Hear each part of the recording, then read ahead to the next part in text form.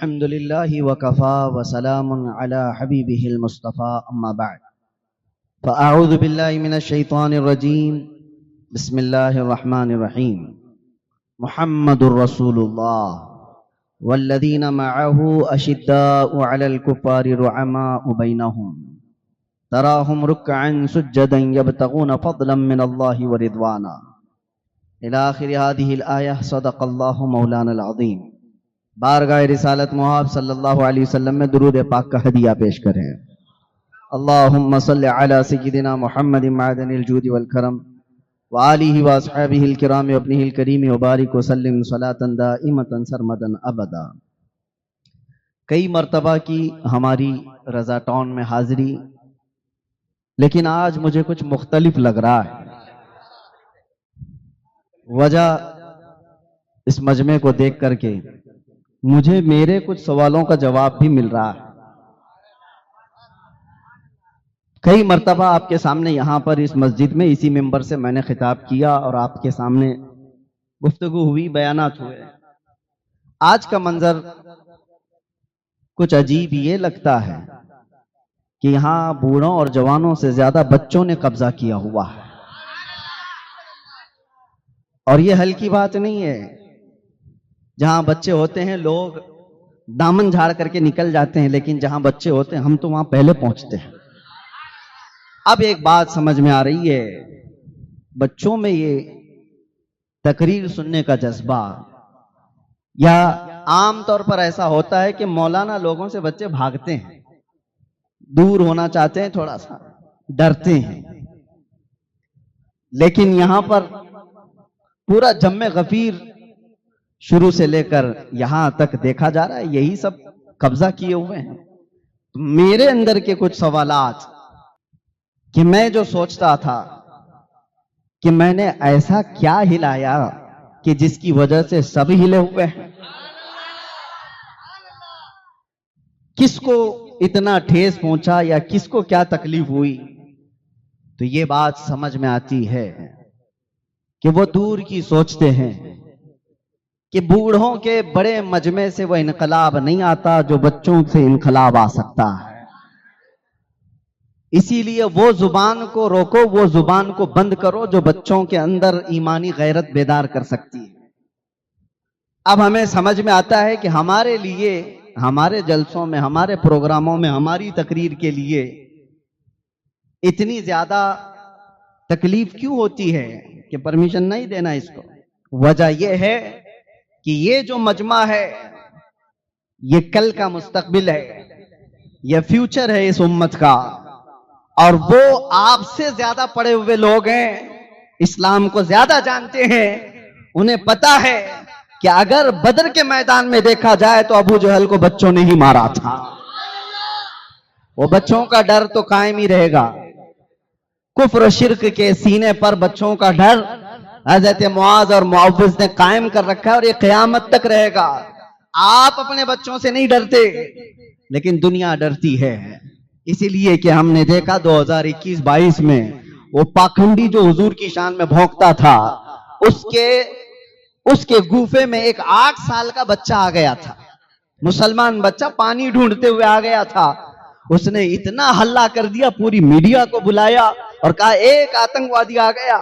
ارے 8 سال کے بچے سے تمہارے لاؤ لشکر کو اتنا ڈر کیسے، اتنا ڈر کیسے؟ وجہ یہی ہے کہ وہ ہم سے زیادہ جانتے ہیں کہ بدر کی تاریخ کیا تھی۔ ہر بچے میں وہ لگنے لگ جاتا ہے کہ کہیں یہ معاوض و معوض کی شکل میں تو نہیں آ رہا ہے۔ ابو جہل اسی بات سے بے خبر تھا کہ میرا مقابلہ ہوگا تو پہلوانوں سے ہوگا، بڑے بڑے سرداروں سے ہوگا۔ اسے یہ خبر تک نہیں تھی کہ اس کے گھوڑے پر بیٹھنے کے بعد صرف چھوٹی عمر کے 2 بچے آ کر اس کو گھوڑے سے گرا بھی دیں گے اور اس کو فنا فی النار بھی کر دیں گے۔ اس نے مرنے کے وقت یہ کہا تھا، مجھے غم اس بات کا نہیں کہ موت آ رہی ہے، عرب لوگ موت سے ڈرتے نہیں ہیں۔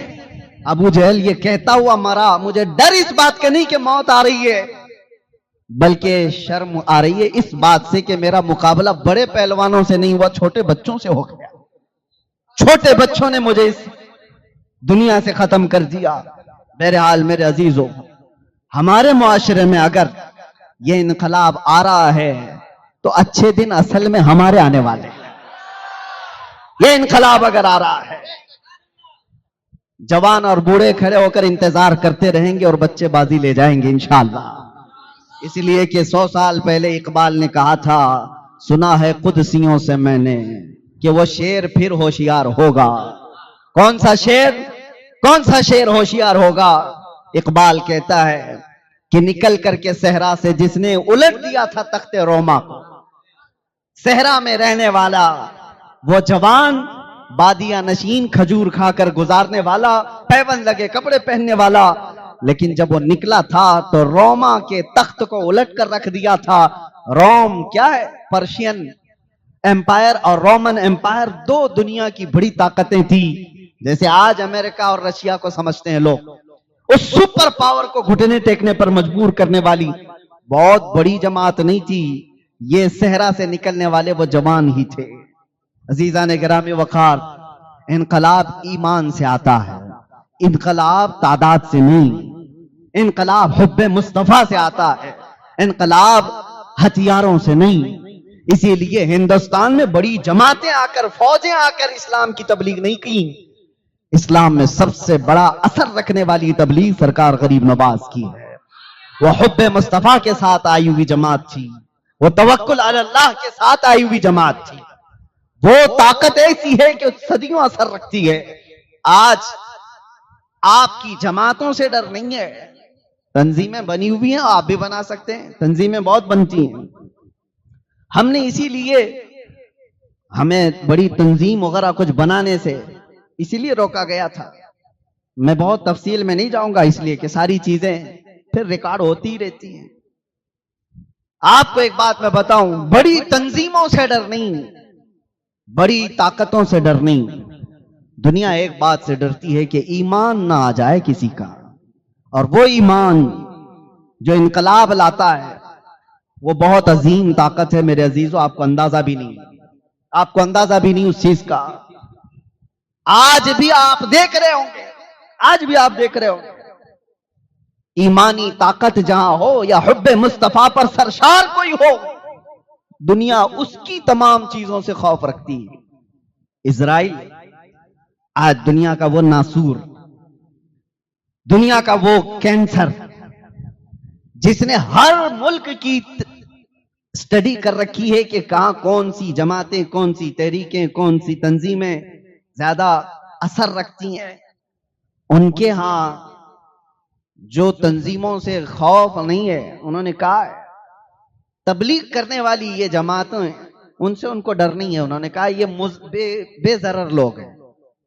بے ضرر کا مطلب کسی کو کچھ نہیں کہتے، یہ تبلیغ کرنے والے لوگ ہیں، ان سے کسی کو ڈر نہیں اور ہم کو بھی ڈر نہیں. اور ڈر کس سے ہے؟ کہتے ہیں ڈینجرس لوگ، خوفناک وہ لوگ ہیں جو پیروں سے معذور بھی ہوں اور لبیک پکارتے ہوں. ان کا جسم سلامت بھی نہ ہو لیکن حب مصطفیٰ سے بھرے ہوئے ہوں تو ان کے لیے موسٹ ڈینجرس. یہ کیا ہے میرے عزیزو؟ اس بات کو آپ سمجھیں. آج اگر بچے یہاں پر بھرے ہوئے ہیں تو میرا ایک پیغام سن کر کے جائیں. اب ہمارے جو بچے تھے، ہمارے جو شاگرد تھے، وہ اب بچوں والے ہو گئے. ان سے بھی میں کہتا ہوں اب مسجدوں کو اکیلے مت جانا، ان کو لے کر کے ہی جایا کرو. یہ مسجدیں بھر دو انہی بچوں سے. جو زنگ لگے ہوئے ہیں اگر وہ سدھر گئے تو ٹھیک ہے، نہیں تو ان پر کام کرو، ان پر محنت کرو. یہ صاف ستھرا دل رکھتے ہیں اور اس صاف ستھرے دل کے اندر حب مصطفیٰ آج ہی بھر گیا. ہزاروں بڑے لوگوں سے زیادہ اثر ان کی زندگی پر ہوگا. بڑے بڑے لوگ جو کام نہیں کر سکتے وہ یہ بچے صاف ستھرے دل کے ساتھ کر جائیں گے انشاءاللہ. اور کبھی اپنی صفوں سے ان کو بے دخل مت کیا کرو. مسجدوں سے انہیں نہ بھگاؤ کہ بچے شور کرنے والے لوگ ہیں، ان کو نکل جانے دو. نہیں، یہ اسی عمر کے اندر بہت ساری چیزیں کیچ کر رہے ہیں، اپنے ذہن میں محفوظ کر رہے ہیں.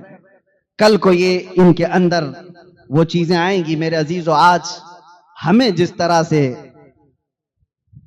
آپ بڑے بڑے مجمعوں میں पुकारता हुआ देखते हैं, हमारे अंदर बेखौफी और निडरपन कहां से आया? हमने भी अपनी छोटी उम्र में किसी को देखा, बुजुर्गों को इस तरह से देखा, बिला खौफ लौमत लाइम, उनकी जिंदगियां हम पर असर करती गईं। उनको देखा था कि किसी को खातिर में नहीं लाते। शरीयत मुस्तफा के सामने हमने सबसे ज्यादा हुजूर ताजुश शरिया रहमतुल्लाह ताला अलैह को देखा। वो मिजाज रखते थे। मैं मिस्र में पढ़ने के जमाने में देखता, आप तशरीफ लाए, उस वक्त आपकी बीनाई नहीं थी, बगल में आपके बैठे हुए बहुत बड़े आलिम दीन अजहर में, जो हदीस का दर्स भी दिया करते थे जाम मस्जिदुल अजहर में, बुखारी पढ़ाने वाले। लेकिन चूंकि वहां का माहौल है, बड़े बड़े लोग उलमा, वो डॉक्टर भी हैं, पेशे से डॉक्टर भी हैं और बुखारी का दर्स भी देते थे। वो सूट में थे, टाई पहने हुए थे। उनके यहां ये नॉर्मल बात है। टर्की में, मिस्र में आप वहां जाएंगे तो उलमा भी ये सूट बूट में रहते हैं, उनका एक लिबास है। हजरत के बगल में बैठे हुए और अपना एक असर और रसूख रखने वाले। हजरत को आपके मुसाहिबीन में से एक ने कहा कान में कि आपके साथ बैठे हुए ये बड़े अजीम यहाँ के मुहद्दिस भी हैं, बड़े आलिम भी हैं, लेकिन वो टाई पहने हुए बैठे हैं। उसी वक्त हजरत अपना चेहरा सीधा कर लिया और सीधे अरबी में उनसे दो टोक कह दिया। ये नहीं देखा कि मैं यहाँ मिस्र में मेहमान बन के आया हूं, ये नहीं देखा कि मैं 4 दिन के दौरे पर आया हूं, मुल्क इनका है, असर इनका है, इन्फ्लुएंस इनका ज्यादा है। जो शरीयत कहती थी कह दिया। उनको बुरा लगता है या नहीं लगता ये भी नहीं कहना था, कह दिया कि ये हराम है, शियार नसारा है, ये हमारी तहकीक है। हम उस वक्त थोड़ा सा सहमे हुए थे कि पता नहीं महफिल क्या हो जाएगी। वो बिगड़ करके चले गए तो क्या होगा हमारा सबका? हम भी यहां पढ़ने के लिए आए हुए हैं, सारे लोगों का क्या होगा? हजरत को बोलना था, बोल दिए। मेरे अजीजों, ईमान की सच्चाई के साथ जब कोई इस्लाह करता है तो हमने उसका असर देखा। उसी वक्त उन्होंने अपने गले से उठाई निकाली थी। कहा हमारा जो मसला है यहां का उर्फ है, मशहूर है, सब पहनते हैं, वो सब अपनी जगह पर, लेकिन मैं इसके पहनने पर एक भी दलील नहीं देना चाहता। आपके नजदीक हराम है, मैंने निकाल दिया। असर भी देखा। मेरे अजीजों, जब बड़ों को हम इस अंदाज से देखते हैं तो फिर ये ईमानी गैरत भी बेदार होती है, ईमानी हरारत भी हमारे अंदर आती है। ये बच्चे अगर आज हमें देखते हैं तो इंशाअल्लाह अजीज कल को जब ये जवान होंगे तो बुज़दिलों की तरह ची ची बात नहीं करेंगे, आंखों में आंखें डालकर बात करना सीखेंगे। ये वो अलग लोग हैं, जिनको अपने चिल्ले चट्टी की फिक्र हो। ये सुन्नी सहीहुल अकीदा वो बच्चे हैं जो हुब्बे मुस्तफा पर किसी बात से सौदा नहीं करते।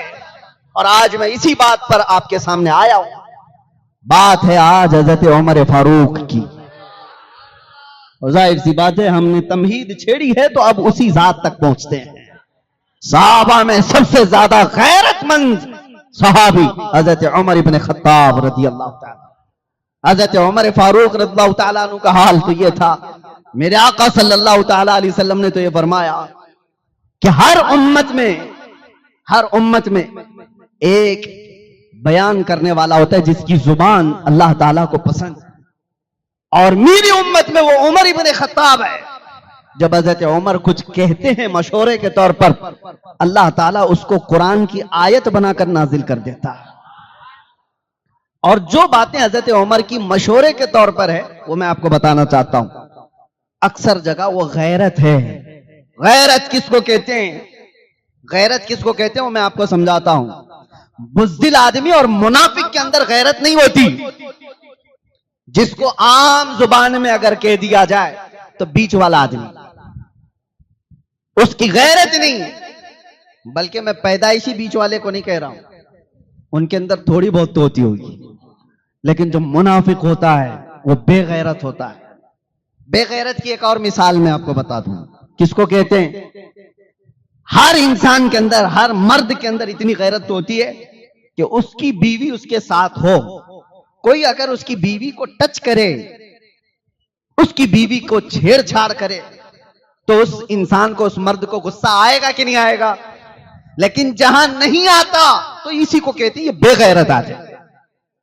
بیوی کی مثال میں نے صرف سمجھانے کے لیے دی۔ کسی کی ماں کو کوئی گالی دے رہا ہے، وہ سن کے ہی کرتا چلا گیا، یہ بے غیرت آدمی۔ اس کی بیٹی کو کوئی کچھ کہا، عورتوں کے معاملات میں انسان حساس ہوتا ہے، بہت سینسیٹیو ہوتا ہے، اس لیے میں یہ مثالیں دے رہا ہوں۔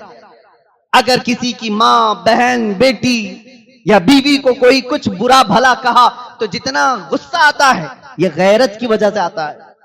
غیرت جس کے اندر ہوگی اتنی زیادہ وہ غصے میں آتا ہے۔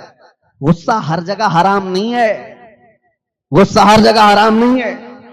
ہاں ایک بات یاد رکھو، غصہ ہونا بھی چاہیے، بغیر غصے والا آدمی وہ بزدل ہو جاتا ہے۔ غصہ کچھ جگہ حرام ہے لیکن ہر وقت نہیں۔ مرد کو غصہ ہونا بھی چاہیے، کس جگہ پر؟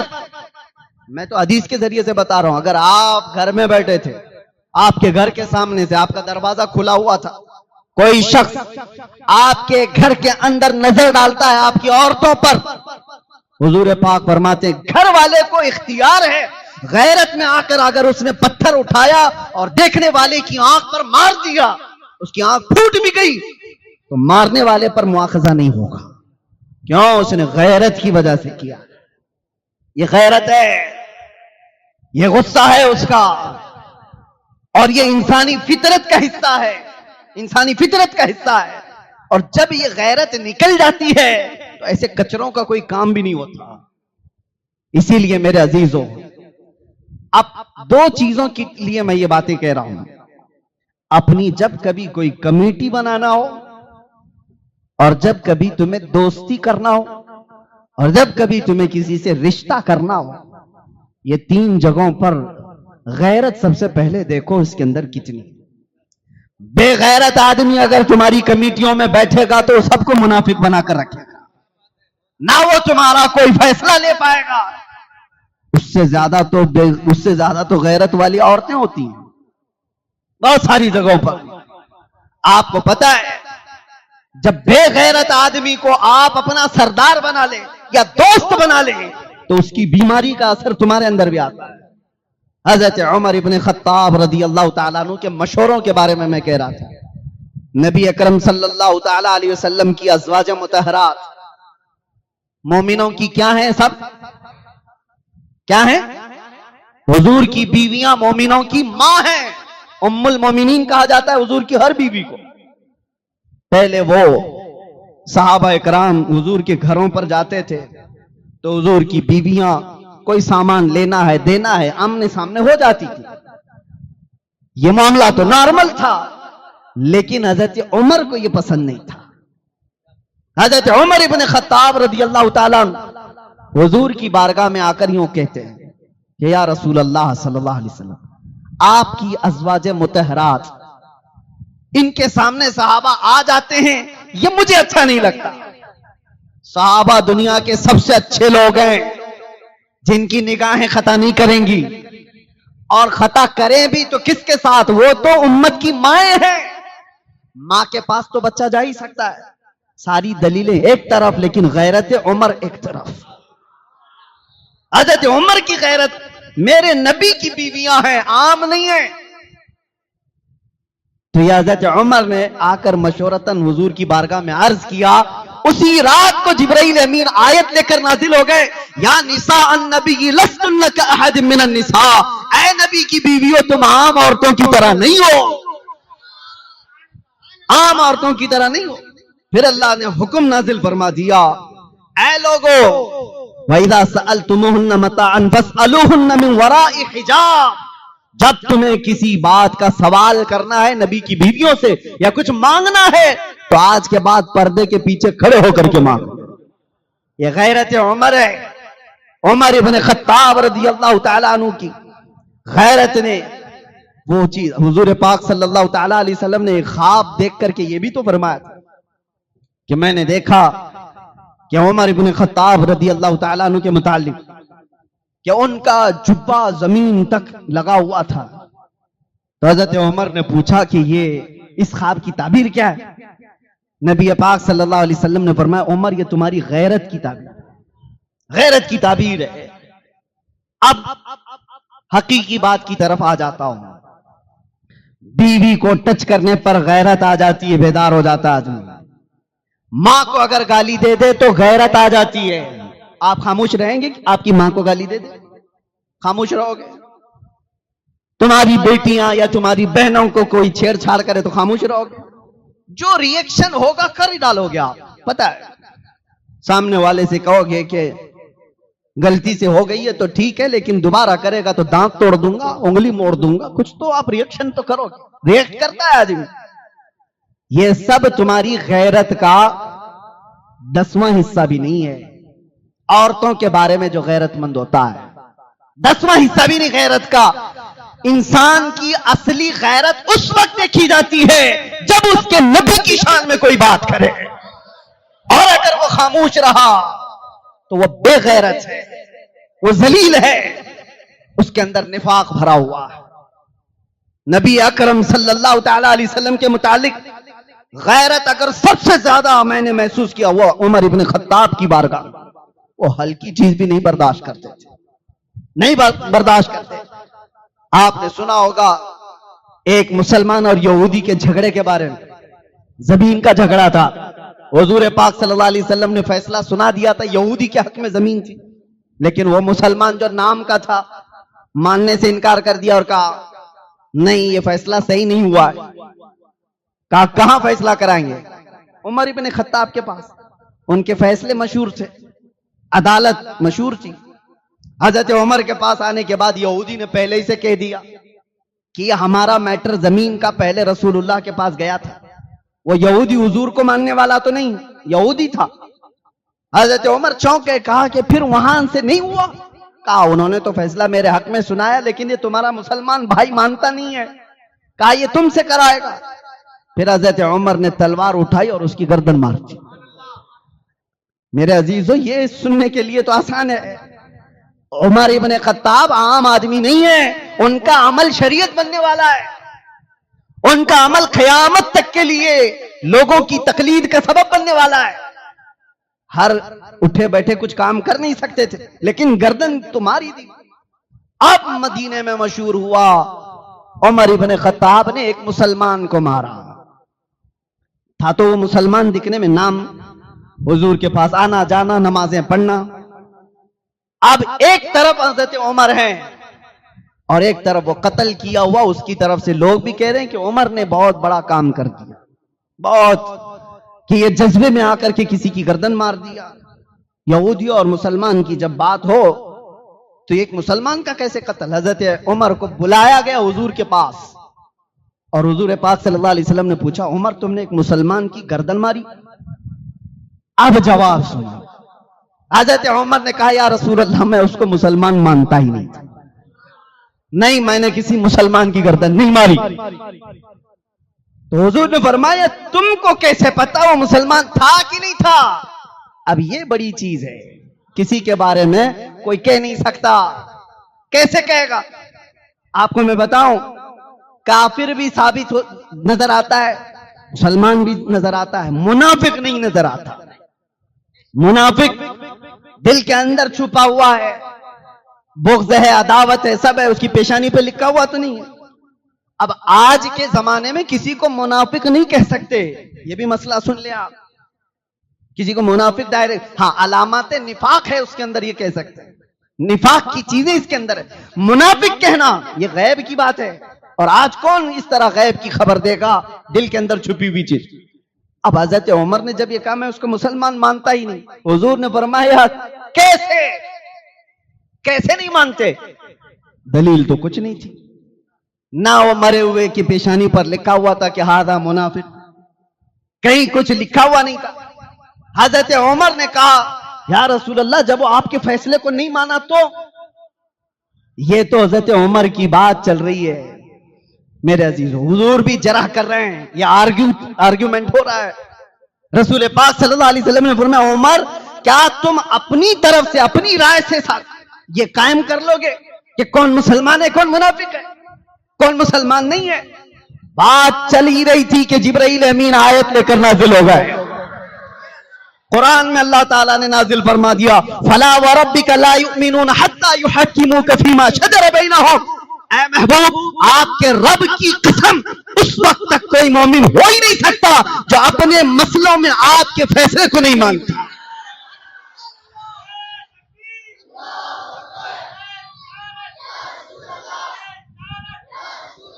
यह हज़रत उमर की गैरत थी, कर दिया जो करना था, लेकिन दलील के लिए कुछ था नहीं कि मरा हुआ मुनाफिक है। लेकिन कोई दलील के लिए साथ में हो या ना हो, मेरा रब हज़रत उमर की गवाही देते हुए कुरान में आयत नाजिल फरमा। कुरान में आयत आके आज भी तिलावत कर रहे हैं। और फिर ये मसला बन गया शरीयत तक के लिए, शरीयत कयामत तक के लिए ये दलील बन गई। अज़ीज़ान गिरामी वक़ार, ये कौन सी बात है जो हज़रत उमर को इतना बड़ा काम करने पर आमादा कर गई? वो हज़रत उमर की जलाल, रौब, तमकनत, उनके दबदबे को ही लोग सुने होंगे, लेकिन जितने वो नरम दिल थे, आपको अंदाजा है? बहुत नरम दिल थे, बहुत नरम दिल। इतने कि जब रात को वो मुसल्ले पर रोते थे, उनके आंखों के नीचे पूरे काले हल्के पड़ गए थे। दिल की नरमी इतनी थी।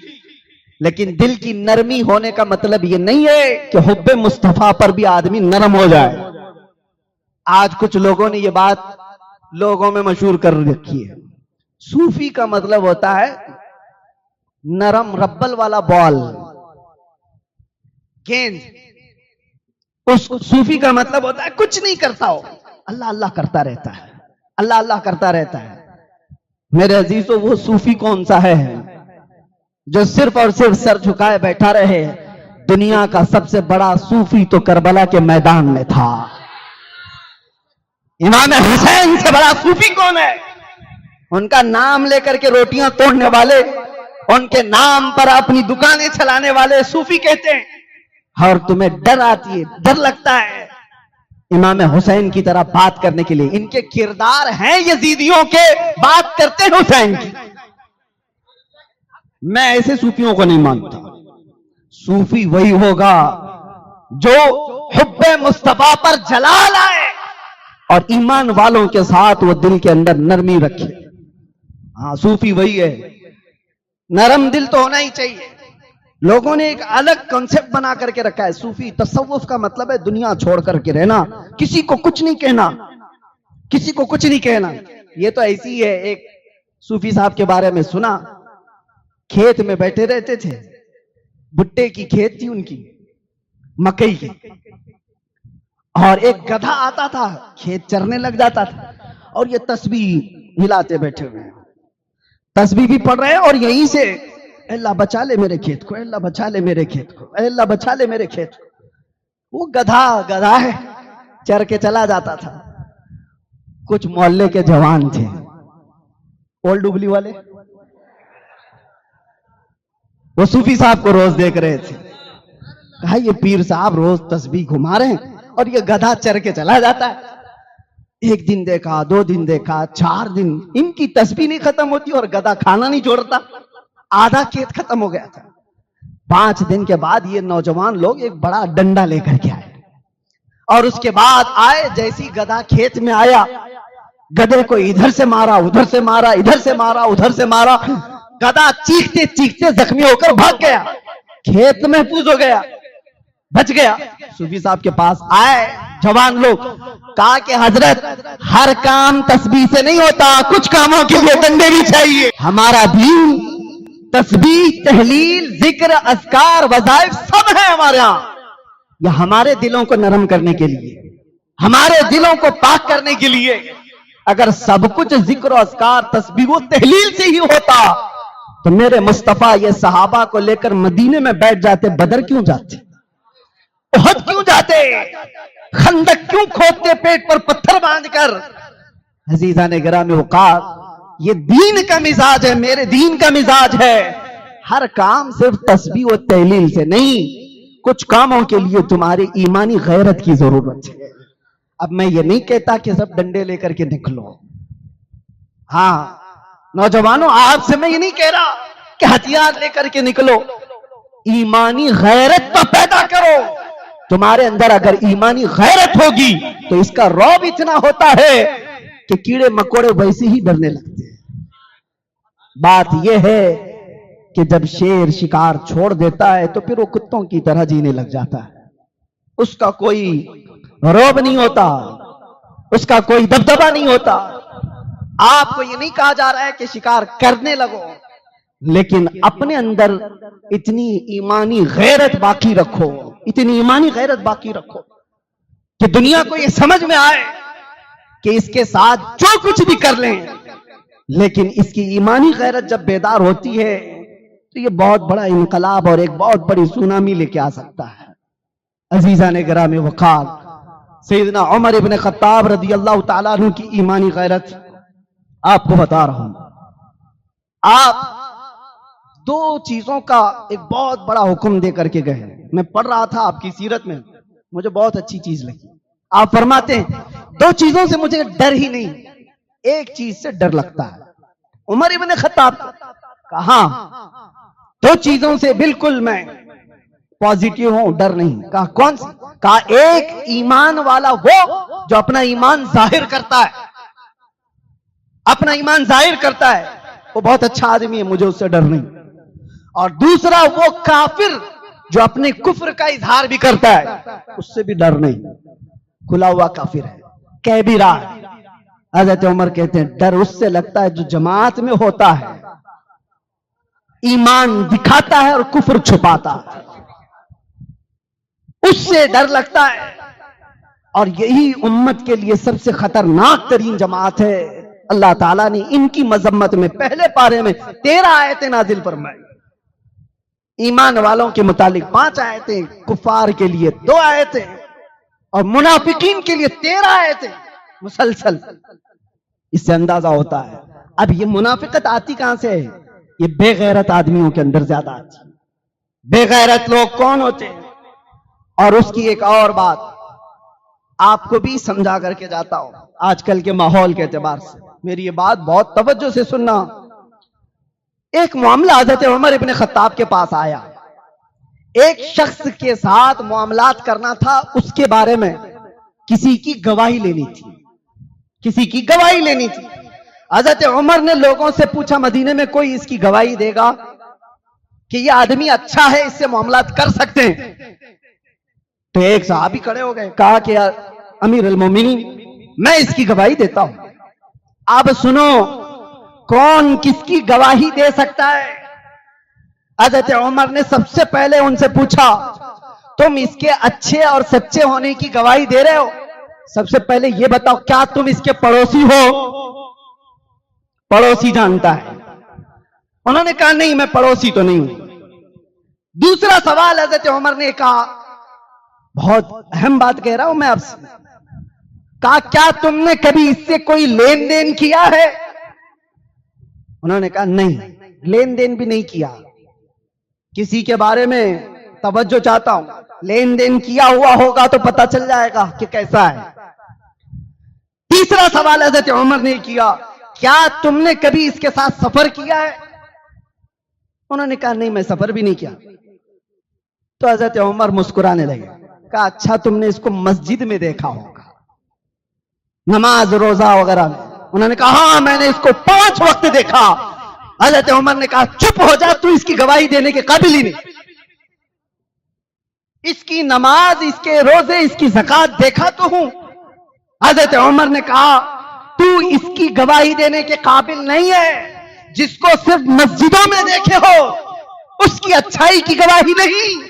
حضرت عمر کہتے ہیں جو اپنے پڑوسیوں کے ساتھ یا لین دین میں معاملات میں پکا یا سفر میں اس کی ساری اصلیت اچھی ہو، اس کے متعلق تم بغیر کسی خوف کی گواہی دے سکتے. یہ حضرت عمر نے کہا یہ بہت بڑا پیغام ہے آج کے لیے. تو صرف دکھنے والی چیزوں کے متعلق آپ اپنے دماغ میں یہ مت بٹھا لینا کہ بہت اچھا ہے. نمازیں، روزے، زکات، حج یہ ہمارے دین کا 25% حصہ ہے، اور معاملات یہ 75% ہے. اور جو معاملات میں کچا ہے وہ دیندار نہیں کہلا سکتا. نمازی ہو سکتا ہے، زکات والا ہو سکتا ہے, حاجی ہو سکتا ہے, دیندار وہی ہوگا جو معاملات میں اچھا ہوگا. اس کی بیوی کے ساتھ اس کے تعلقات کیسے ہیں, اس کے پڑوسی کے ساتھ اس کے کیسے تعلقات ہیں, اور پھر وہ لین دین میں کیسا ہے, وعدے کا پکا ہے کہ نہیں. یہاں تو 90% ڈوبے ہوئے ہوں, جو کہا اس پر قائم نہیں. پیسے لینے کے وقت چہرہ الگ ہے, واپس دینے کے وقت ان کے ہاؤ بہت بدلے ہوئے معاملات. یہاں آدمی کے نفاق کے بارے میں کہا گیا ہے, ایمان والے کی علامت نہیں ہے. میں تو ایک حاجی صاحب کو دیکھا تھا, اللہ ان کو غریق رحمت فرمائے. ان کی وہ لکڑی کی مل تھی, سا مل جس کو کہتے ہیں, جس میں لکڑیاں کاٹی جاتی ہیں. بڑھاپا آیا تو ان کے بچے بھی تھے, بہت پیسے والے اچھے, جن کو کہا جائے کہ اپنے زمانے کے امیر ترین آدمی. اٹھا کر کے اونے پونے جو قیمت آئی وہ 100 مل بیچ دیا. لوگ سب حیرت میں تھے کہ یہ چیز ملتی نہیں ہے جلدی کسی کو, لائسنس نہیں ملتا, اور آپ نے اٹھا کر بیچ دیا. انہوں نے میرے سامنے کہا کہ مفتی صاحب, مجھے ڈر صرف اس بات کا ہے کہ میرے مرنے کے بعد میری اولاد غیر قانونی لکڑیاں کہیں کاٹنا نہ شروع کر دی, اس لیے میں نے بیچ دیا. یہ ہے ایمانی غیرت, یہ ہے ایمانی غیرت. معاملات میں آدمی ایسا ہو جو اولاد کے سلسلے میں بھی اس طرح کا رویہ رکھتا ہو, وہ ایمان ہے میرے عزیز. سیدنا عمر ابن خطاب رضی اللہ تعالیٰ عنہ کے معاملات کے سلسلے میں جو باتیں ہیں وہ بھی تھوڑا میں عرض کر لوں. غیرت کے متعلق میں نے جو بات کی, اتنی غیرت تو ہونی چاہیے. حضرت عمر ہی وہ آدمی ہے تنہا جو جلدی دبنا نہیں چاہتے, جھکنا نہیں چاہتے کبھی بھی. صلح حدیبیہ ہو رہی تھی, آبجیکشن کسی کا نہیں تھا. تقریباً 1400 صحابہ تھے, وہ آمنا صدقنا کہنے والے سب تھے. حضور نے جو فرمایا وہ آخری بات ہے, لیکن 1400 صحابہ میں عمر ابن خطاب بھی تھے. حضور پاک صلی اللہ علیہ وسلم ڈیل کر رہے ہیں, ایگریمنٹ کر رہے ہیں مکہ کے کافروں کے ساتھ, کیونکہ حالات ایسے تھے. مکہ والوں نے رسول اللہ کو اور صحابہ کو مکہ سے 35 کلومیٹر دور روک دیا کہ آپ عمرہ نہیں کر سکتے, احرام اتار کر کے واپس چلے جاؤ مدینے, اپنے جانوروں کو یہیں ذبح کر دو, اور اگلے سال آنا بغیر ہتھیار کے.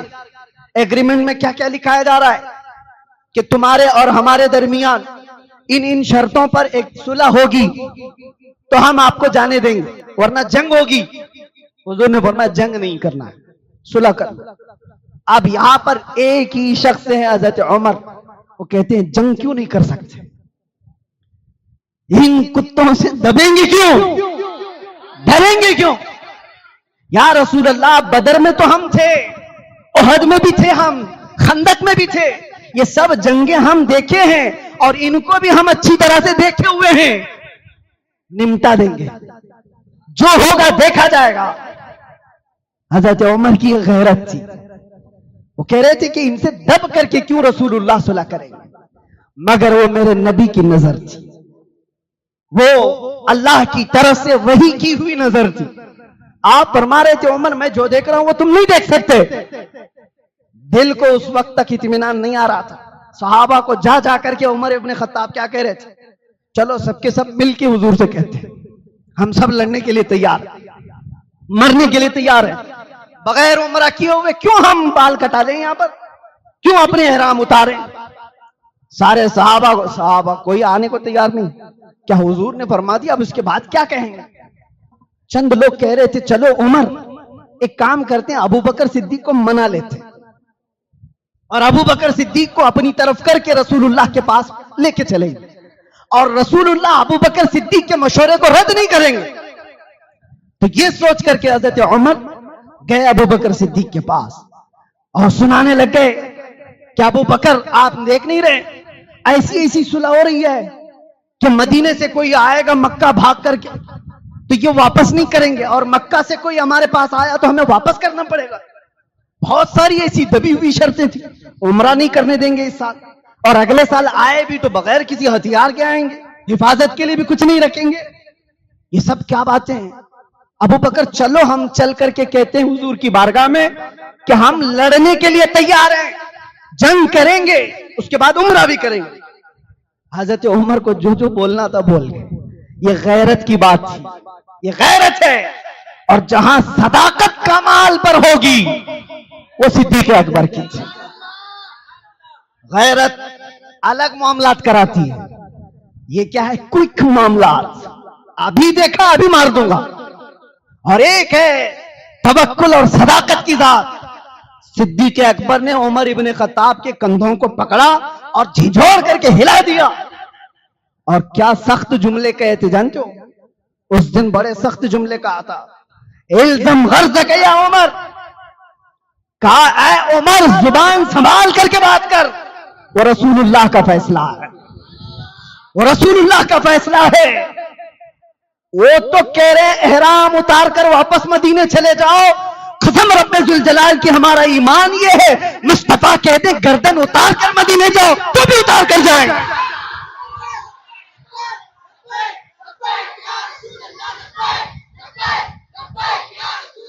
یہ دیکھنے کے بعد عمر ابن خطاب نے کہا میں غلطی پر تھا، یہ میری غیرت تھی کہ ان کتوں سے دبیں کیوں، لیکن بات تو رسول اللہ کے حکم کی تھی، بات حضور کے حکم کی تھی۔ اس کے بعد پلٹ آئے اور زندگی پر کہتے تھے ایمان کہیں پر میں نے دیکھا ہے تو ابو بکر کی زندگی میں دیکھا۔ میرے عزیزو، غیرت یہ اپنا معاملہ کراتی ہے، لیکن صداقت جو ہے وہ حب مصطفیٰ کے ساتھ وہ صدیق اکبر میں کوٹ کوٹ اور بھری ہوئی تھی۔ یہی بات ہے کہ حضرت عمر ابن خطاب رضی اللہ تعالیٰ عنہ نے جینا ایسے سکھایا ہے، اور غیرت کی جہاں جہاں مثالیں ملیں گی میں فخر سے سینہ چوڑا ہوتا ہے۔ جوانوں اگر پڑھنا ہے تو عمر ابن خطاب کو پڑھو، بیماریاں ختم ہو جائیں گی بزدلی کی۔ جو ڈر سہم کے ساتھ جیتے ہو عمر ابن خطاب کو پڑھو۔ مجھے ایک بات یاد آتی ہے، ایک نوجوان وہ ایمان قبول کیا ہوا ابھی چند سالوں پہلے، اور اس نے آ کر مجھ سے کہا کہ میں داخل اسلام ہوا ہوں، مجھے نام رکھنا ہے۔ تو میں نے کہا آپ کو کیا نام پسند ہے؟ اس نئے مسلمان نے کہا میں عمر نام رکھنا چاہتا ہوں۔ کہا وجہ کیا ہے اس کی؟ بہت سارے نام ہیں۔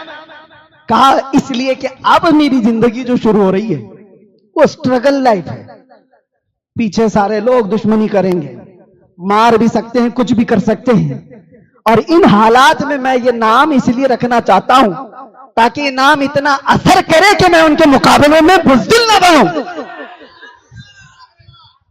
دبا ہوا نہ رہوں۔ یہ نئے لوگوں کے دل میں یہ بات ہے میرے عزیز۔ عمر ابن خطاب کو پڑھو، احد کے میدان میں ہوا کیا تھا پتہ ہے آپ کو؟ جنگ پاسا پلٹ گیا تھا، جیتی ہوئی جنگ ہار گئے تھے۔ پہلے تو صحابہ نے ان کو اچھی طرح سے مارا، بھگایا، میدان چھوڑ کر کے بھاگ گئے، اور میدان میں جب سب بھاگ گئے تھے تو مال غنیمت صحابہ جمع کر رہے تھے۔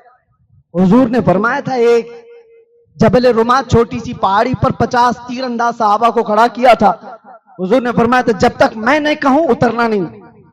جنگ ختم ہو گئی تو وہ 50 تیر انداز صحابہ آپس میں کہنے لگے، حضور نے جنگ ختم ہونے تک کے لیے کہا تھا چلو اترتے ہیں، ہم بھی مال غنیمت جمع کرتے ہیں، لیکن کچھ صحابہ نے کہا نہیں ابھی رکو، حضور کا فرمان آیا نہیں۔ انہی باتوں میں 40 صحابہ اتر گئے۔ وہ لوکیشن جو تھا بہت ہاٹ لوکیشن تھا جنگ کے لیے، اور جیسے ہی وہ پہاڑی خالی ہوئی اس وقت خالد بن ولید کافروں کی طرف سے 200 گھڑ سواروں کو پیچھے سے لا کر کے انہوں نے حملہ کیا، اور بھاگے ہوئے بھی واپس آ گئے۔ مسلمان بیچ میں پس گئے، اور ایسا کہ یہ جیتی ہوئی جنگ شکست میں بدلی 70 صحابہ کی شہادت۔ وہ بڑی دردناک جنگ ہے جس میں امیر حمزہ کا سینہ چیر کر کے کلیجہ چبایا گیا تھا، جس میں حضرت سعد ابن ربیع کو پیٹ کو پھاڑ دیا گیا تھا، جس میں انس بن نزیر کو سوائے انگلی کے کچھ نہیں ملا، ان کا پورے جسم کو رون دیا گیا تھا۔ یہی وہ جنگ ہے جس میں عبداللہ بن جہش کے جسم کے 80 ٹکڑے کر کے ہار میں پیرو کر کے پہنا تھا، رسی میں ڈال کر کے۔ جنگ بڑی سخت تھی۔ یہی وہ جنگ ہے جس میں हुजूर पाक सल्लल्लाहु अलैहि वसल्लम के 2 दांत मुबारक भी शहीद हुए। ऐसे हालात थे। अब सुनिए जो बात मैं कहने जा रहा हूं। बात तो ये थी, इसी बात ने हमारे हौसलों को जवान कर रखा है। उहद के मैदान में नुकसान तो बहुत था। हुजूर पाक सल्लल्लाहु अलैहि वसल्लम को सहाबा लेकर के उहद पहाड़ के अंदर एक छोटा सा गार नुमा हिस्सा था, वहां पर पहुंच गए।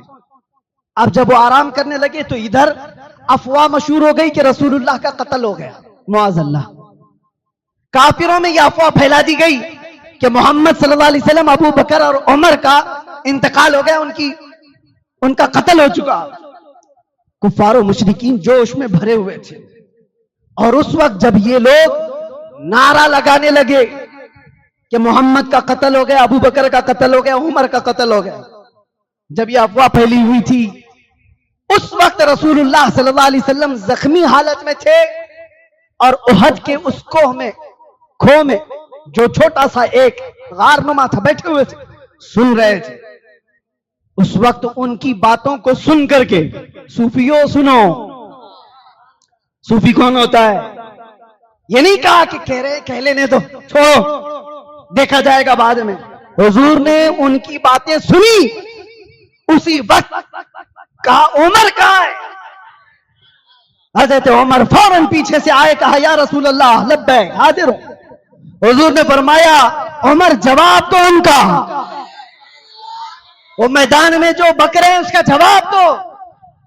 जवाब देना भी सुन्नत मुस्तफा है, इसलिए हम जवाब देते हैं।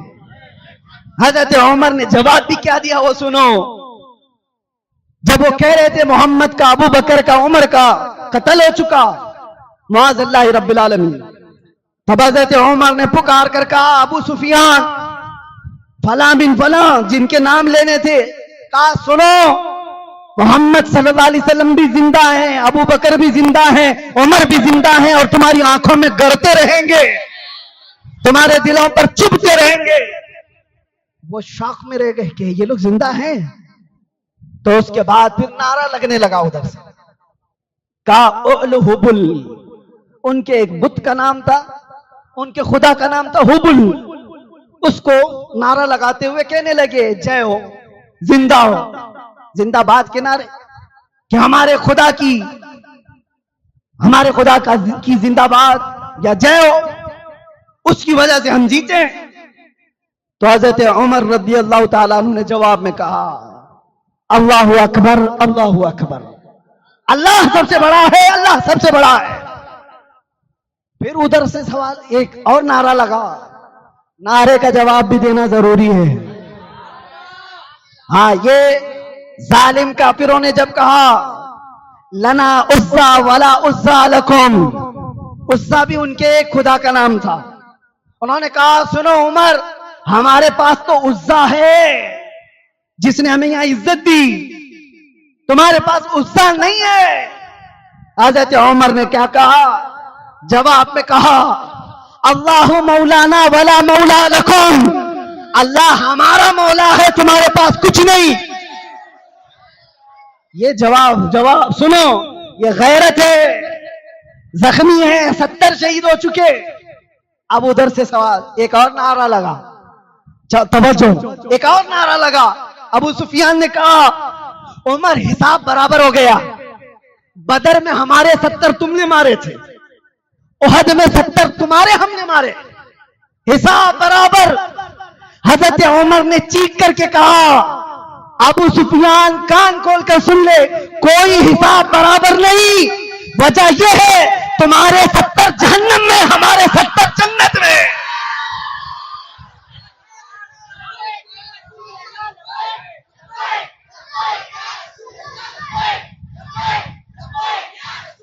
कौन सी बराबरी, कौन सी बराबरी? कोई बराबरी नहीं है। तुम्हारे 70 जो मारे गए थे सब जहन्नम में गए, हमारे 70 जितने इंतकाल किए सब जन्नत में पहुंचे।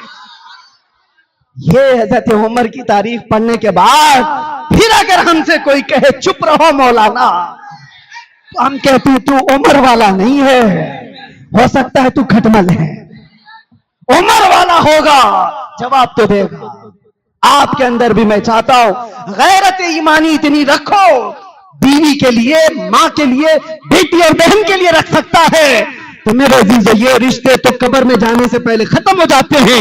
उस रिश्ते के लिए कितनी गैरत होनी चाहिए जो कब्र में भी साथ दे और हशर में भी साथ, जो हमारी शफाअत करने वाला हो, जो कब्र में आने के बाद नकीरैन को हमारे सवालात जवाबात के लिए आसानी करने वाला हो। अरे जो मुस्तफा मैदान क़यामत में ये बयान करते हो कि तुम मैदान क़यामत में मुझे देखना, मेरी कैफियत ये होगी, मेरे एक कंधे पर चादर होगी जो खसक करके गिर रही होगी और मैं अपने एक हाथ से चादर संभाल रहा होगा और दूसरे हाथ से अपनी उम्मती को पकड़कर जन्नत में ले जा रहा होगा। जो न भूला हम गरीबों को रजा, याद उसकी अपनी आदत कीजिए। उनके लिए कितनी गैरत होनी चाहिए, उस मुस्तफा के लिए कितनी गैरत होनी चाहिए। अब आखिरी बात अर्ज करूं, हजरत उमर का कोई जिक्र खत्म होने वाला नहीं, लेकिन ये दवा है, मैं दवा दे करके जा रहा हूं। जाहिर सी बात है, आपको भी ये नुस्खा देता हूं, हजरत मुफ्ती शकील साहब से भी कहूंगा, जब कभी आप फुसफुसापन देखें तो स्प्रे मारें और हजरत उमर का नाम जाप करें, इंशाअल्लाह अज़ीज ये पिलपिलापन खत्म होगा। अगर बेगैरत नहीं है तो, मुनाफिक नहीं है तो, ईमान वाला इन बातों को सुनता है, उसके ईमान में इजाफा होता है। बेगैरत सुनेगा तो उसको क्या मतलब है, उसका कोई लेना देना नहीं। एक बात जो अर्ज कर रहा हूं, अब ये भी गैरत और कैसे यकीन की बात है। हुजूर बैठे हुए हैं, साहबा को कब्र के हालात सुना रहे हैं। मरने के बाद मैयत कब्र में जाएगी, दो फरिश्ते आएंगे, नीली आंखों वाले, काले चेहरे वाले, मुनकर नकीर, और सख्त तरीन सवालात करेंगे। तुम्हारा रब कौन है, तुम्हारा दीन क्या है, ये सवालात कर रहे होंगे। और हुजूर पाक सल्लल्लाहु अलैहि वसल्लम को दिखाकर पूछेंगे इनके बारे में क्या कहता है।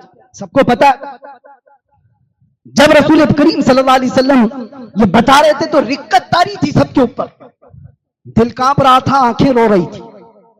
अचानक रसूलुल्लाह सल्लल्लाहु अलैहि वसल्लम ने उमर इब्न खत्ताब से पूछा, ऐ उमर, तुम जब कब्र में जाओगे, ये फरिश्ते आएंगे तो क्या जवाब दोगे?